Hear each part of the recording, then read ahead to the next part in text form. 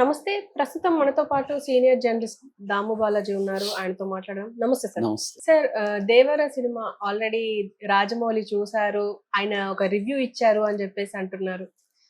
అంటే నిజంగానే చూసి రివ్యూ ఇచ్చారంటారా? ఆ రివ్యూలో ఏముంది సార్? రాజమౌళి 'దేవర' మీద రాజమౌళి రివ్యూ అనే ఒకటి వైరల్ అవుతుంది. అయితే మనం పరిశీలిస్తే దాంట్లో కొంత నిజముంది, కొంత అబద్ధం ఉంది. హ్మ్. నిజమేందంటే రాజమౌళి చూడలేదు. రాజమౌళికి జూనియర్ ఎన్టీఆర్‌కి క్లోజ్ ఫ్రెండ్, కామన్ ఫ్రెండ్ ఒకతను చూశాడు. ఎందుకంటే వీళ్ళు కొంతమంది సెలబ్రిటీలకి షోలు ఏస్తున్నారు, ప్రీమియర్ షోలు. అట్లా ఈ షో ఏసినట్టుగా చెప్తున్నారు. దీంట్లో రాజమౌళి క్లోజ్ ఫ్రెండ్ అంటే రాజమౌళి తరపున అతను వచ్చి చూశాడు. రాజమౌళి చూడలేదు. ఇతను వెళ్ళి రాజమౌళికి రిపోర్ట్ చేస్తాడనమాట ఎలా ఉందని. ఇది బేసిక్గా ఇది. సో ఇప్పుడు అతను సెకండ్ హాఫ్ చూసి షాక్ అయ్యాడని చెప్తున్నారు. అంటే ఇంత గొప్పగా ఉంది, నేను ఊహించలేదు. ముఖ్యంగా లాస్ట్ హాఫ్ అన్ అవర్ అసలు ఎవరు ఊహించలేము, అద్భుతమైన థ్రిల్ ఉంది లాస్ట్ హాఫ్ అన్ అవర్ అని అతను రివ్యూ చేసినట్టు చెప్తున్నారు. దీంతో ఏమైందంటే వివిధ ప్రాంతాల నుంచి పిఆర్ వాళ్ళకి పెద్ద ఎత్తున ఫోన్లు వస్తున్నాయి. ఎందుకంటే మేము హైర్ చేసుకోవచ్చా, మా టౌన్లో వేసుకోవచ్చా సినిమా, ఇలాగా అడుగుతున్నారు. మనకు తెలుసు మామూలుగా పెద్దవాళ్ళ సినిమాలు ఇదైనప్పుడు ప్రతి ఒక్కరు టాక్ తెలుసుకోవడానికి ఇష్టపడతారు. ఒకటేమో అభిమానులు, రెండవ ఇదేమో దాంట్లో ట్రేడ్లో ఉన్నవాళ్ళు, అంటే డిస్ట్రిబ్యూటర్లు, చిన్న చిన్న చోట డిస్ట్రిబ్యూటర్లు, ఏరియా డిస్ట్రిబ్యూటర్లు ఒకరు ఉంటారు. వాళ్ళు కాకుండా స్మాల్ టౌన్లలో తీసుకునే వాళ్ళు ఉంటారు. వీళ్ళందరికీ ఏంటంటే హైదరాబాద్ నుంచి టాక్ ఎలా ఉంది అనేది తెలుసుకోవాలని ల్యాబుల్లో, ఎయిటింగ్ షూట్లలో, తర్వాత మన సెన్సార్ సర్టిఫికేట్ ఇచ్చేటప్పుడు ఇలాగా ఎవరైనా ప్రీవియస్ ఉంటే వాళ్ళని ఇలాగ పట్టుకోవడానికి ట్రై చేస్తూ ఉంటారు. సర్కిల్ని మెయింటైన్ చేస్తున్నారు. అలాగా ఇప్పుడు ఇది వైరల్ అవుతుంది. ఇది అయితే రాజమౌళి రివ్యూ అనేది రాజమౌళి చెప్పకపోయినా పాజిటివ్ అయితే వచ్చింది దేవరికి. సో ఫస్ట్ హాఫ్ సోసోగా ఉన్న, సెకండ్ హాఫ్ ఎక్స్ట్రాడినరీగా ఉంది. ఖచ్చితంగా ఎన్టీఆర్ కెరీర్లో ఒక మంచి సినిమా అవుతుంది అనేది వచ్చింది. ఈ సందర్భంగా దేవర కథ ఏంటి అనేది కూడా కొంతవరకు బయటకు వచ్చింది. సో దేవర కథ ఆల్రెడీ ట్రైలర్లోనే కొరటాల శివ కొంతవరకు చూపించేశాడు. కాకపోతే కొరటాల శివ మొత్తం స్టోరీ చెప్పేశాడు, ఇంకేం ఇంట్రెస్ట్ ఉంది అని అనుకున్నారు. కానీ కొరటాల శివ మొత్తం స్టోరీ రివీల్ చేయలేదు. తను ఎంత అవసరమో అంతే రివీల్ చేశాడు. చాలా సింబాలిక్గా కూడా కొన్ని విషయాల్ని కొరటాల శివ చెప్పాడు. అది అందరికి కూడా అర్థం కాదు. ఫర్ ఎగ్జాంపుల్ దే వర టైటిల్లోనే వర అనేది రెడ్లో పెట్టారు, డి అనేది మామూలుగా బ్లాక్లో పెట్టారు. అంటే అక్కడ ఏంటంటే దేవర అనే మా తండ్రి క్యారెక్టరు, వర ఏమో యంగ్ కొడుకు క్యారెక్టర్.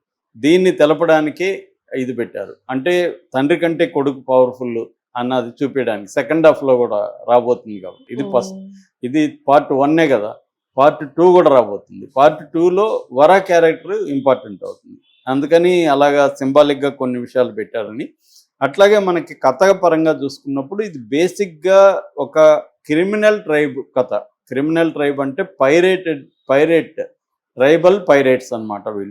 వాళ్ళు ట్రైబ్సే కానీ సముద్రం దగ్గర ఉన్న ట్రైబ్స్ చాలా దేశాల్లో కూడా మనకి ముఖ్యంగా ఆఫ్రికన్ కంట్రీస్, సోమాలియాలో అయితే very very popular. Somalia pirates millionaires అనమాట వాళ్ళు. దాని మీద సినిమాలు కూడా చాలా వచ్చాయి. సో వాళ్ళు ఏం సముద్రం మీద వాళ్ళకి పట్టు ఉంటుంది, వాళ్ళకి అండర్స్టాండింగ్ ఉంటుంది, టెక్నాలజీ అన్నీ తెలుసు.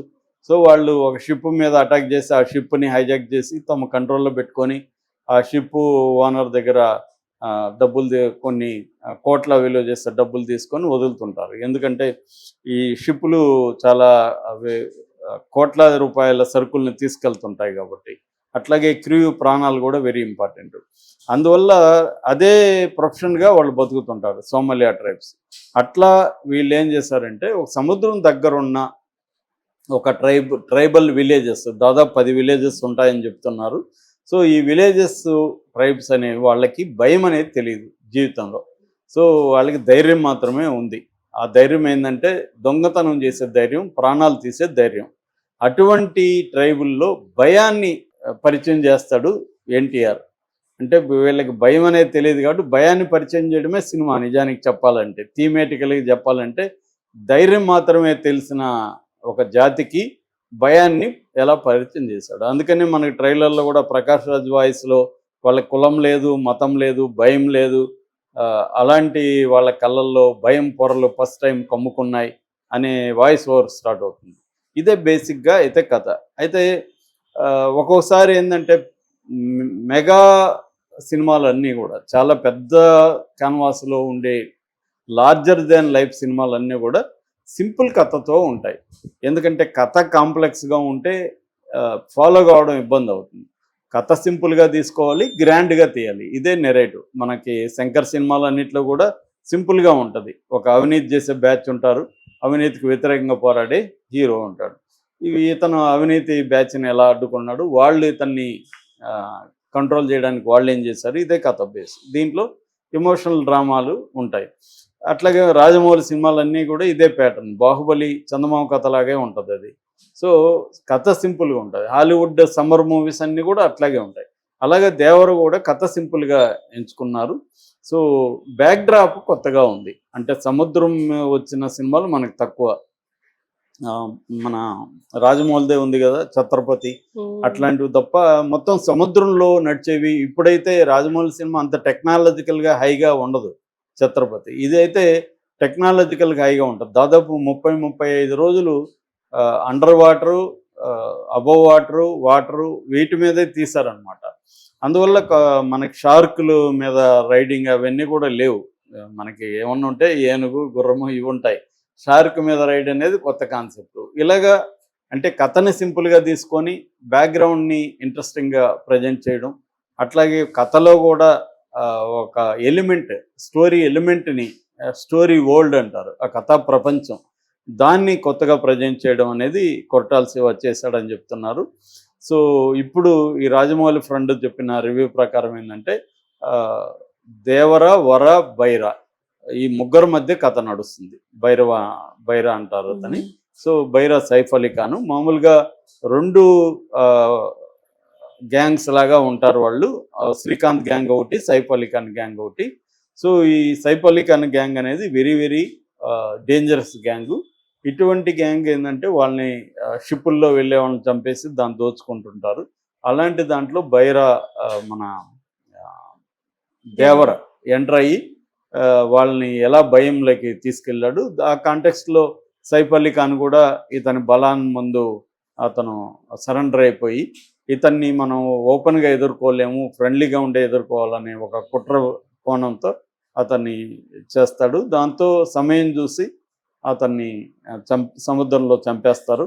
ఆ కొడుకేమో అతనేమో ఒక వీరుడు, తండ్రి దేవర్ అనేవడం ఒక వీరుడు, ఎవరినైనా ఎదుర్కోగలిగిన శక్తి సామర్థ్యాలు ఉన్నాయి. కొడుకేమో పిరికివాడు. అందుకని మనకు ట్రైలర్లో కూడా అతనికి వాళ్ళ అయ్య రూపం వచ్చింది కానీ రక్తం రాలేదని ఆ అమ్మాయి అంటుంది. సో జాన్వి. సో అలాగా ఇప్పుడు ఈ పిరికివాడైన ఎన్టీఆర్ కొడుకు ఎట్లా తన తండ్రి లక్ష్యాన్ని ఇది చేశాడనేది బేసిక్గా కథ అనమాట. సో దీంట్లో ఏంటంటే ఊహించని ట్విస్టులు ఉంటాయి కథలో. మనం ఎక్స్పెక్ట్ చేయనివి ఉంటాయి. అంటే యాంటిసిపేషన్ ఆఫ్ ద ఆడియన్స్ అంటారు. అంటే ఆడియన్స్ ఏం ఊహిస్తారో దాన్ని రైటర్ ఊహించి ఒక్కోసారి ఆడియన్ యాంటిసిపేషన్ని సాటిస్ఫై చేయాలి, ఒక్కోసారి సర్ప్రైజ్ చేయాలి. ఇది హిచ్కాకియన్ టెక్నిక్ అనమాట. అంటే ప్రతిసారి నిన్ను మోసం చేస్తుంటే హర్ట్ అవుతాడు. కాబట్టి ఇప్పుడు హీరో కొడతాడు అనుకున్నప్పుడు కొట్టాలి, ఒక్కోసారి హీరో కొడతాడు అనుకున్నప్పుడు ఎవడో వెనక నుంచి వచ్చి కొట్టేస్తాడు. ఇలాంటివేవో ఉండాలి. అంటే సర్ప్రైజ్ ఎలిమెంట్ ఉండాలి, మనం ఆశించింది కూడా ఉండాలి. ఈ 2 ఉండాలనేది ఒక ఫార్మేట్ అనమాట. ఆ ఫార్మాట్లో ఇది ఉంది. ముఖ్యంగా ఏంటంటే లాస్ట్ 40 మినిట్స్ ఎన్టీఆర్ కూడా అనేకసార్లు చెప్తున్నాడు లాస్ట్ 40 మినిట్స్ అద్భుతంగా ఉంటుందని. సో ఇతను కూడా ఇప్పుడు రాజమౌళి ఫ్రెండ్ కూడా అదే చెప్పాడు. లాస్ట్ 40 మినిట్స్ మాత్రం స్పెల్ బౌండ్ అయిపోతాం మనం అని చెప్తున్నాడు. అది మామూలుగా జనరల్గా కూడా సినిమాలు హిట్ అయ్యే సినిమాలు అనేది సెకండ్ హాఫ్లు బాగుంటేనే హిట్ అవుతాయి. ఫస్ట్ హాఫ్ను భరిస్తారు, సరదాగా ఏదో నడిచిపోతుంటాయి. సెకండ్ హాఫ్లో మనకి కమర్షియల్ సినిమా ఫార్మేట్ అంతా ఎలా ఉంటుంది, ఫస్ట్ హాఫ్లో అంతా రొమాన్సు, ఒక ఫైటు, ఒక సాంగు, కామెడీ ఇలా నడిచిపోతుంది. ఇంటర్వెల్ ముందు కథ ఇంట్రొడ్యూస్ చేస్తారు, ఇంటర్వెల్ తర్వాతే రియల్ కథ ఉంటుంది. General format. సో మన ఇండియన్ సినిమాలు ఇలాగే ఉంటాయి. సో ఇది కూడా అలాగే ఉంది. సెకండ్ హాఫ్లో 40 మినిట్స్ మాత్రం ఎక్స్ట్రాడినరీగా ఉందని రివ్యూ వచ్చింది.